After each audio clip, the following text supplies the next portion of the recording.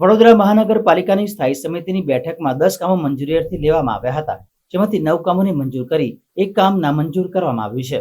દર અઠવાડિયે વડોદરા મહાનગરપાલિકામાં મળતી સ્થાયી સમિતિની બેઠકમાં વડોદરા શહેરના વિકાસલક્ષી કામો બાબતે ચર્ચા વિચારણા કરી મંજૂર નામંજૂર કરવામાં આવતા હોય છે.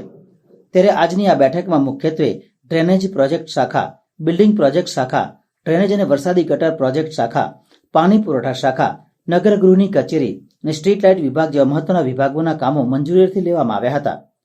જેમાંથી બિલ્ડિંગ પ્રોજેક્ટ શાખાના દક્ષિણ ઝોનમાં એસ્પિરેશનલ ટોયલેટ બનાવવાના કામને નામંજૂર કરવામાં આવ્યું હતું, જ્યારે બીજા કામોને મંજૂરી આપવામાં આવી હતી. કામો બાબતે વધુ માહિતી સમિતિના અધ્યક્ષ ડોક્ટર શીતલ મિસ્ત્રી આપી હતી.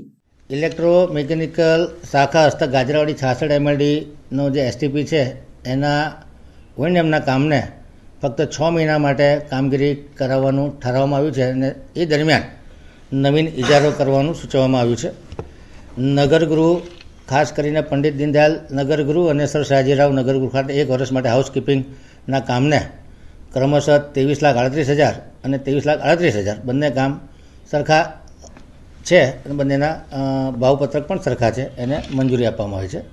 સ્ટ્રીટ લાઇટ વિભાગ દ્વારા જે ઇજાદાર મેસર્સ રાજદીપ ઇલેક્ટ્રિકલ્સ પ્રાઇવેટ લિમિટેડને વર્ક ઓર્ડર આપ્યો હતો, ખાસ કરીને નિભાવણીનો વર્ક ઓર્ડર હતો અને કોટા અને ફોડવારી કોટાના જે ઇજારા હતા એ ઇજારામાંથી એમને ટર્મિનેટ કરી નાખવામાં આવ્યા છે અને કાળી યાદીમાં નહીં મૂકવા પરંતુ ફક્ત ટર્મિનેટ કરી અનામત અટકાવવામાં આવી છે તથા બાકીની કામગીરી એમના ખર્ચેના જોખમે અન્ય ઇજાદાર પાસે કરાવવાનું ઠરવામાં આવ્યું.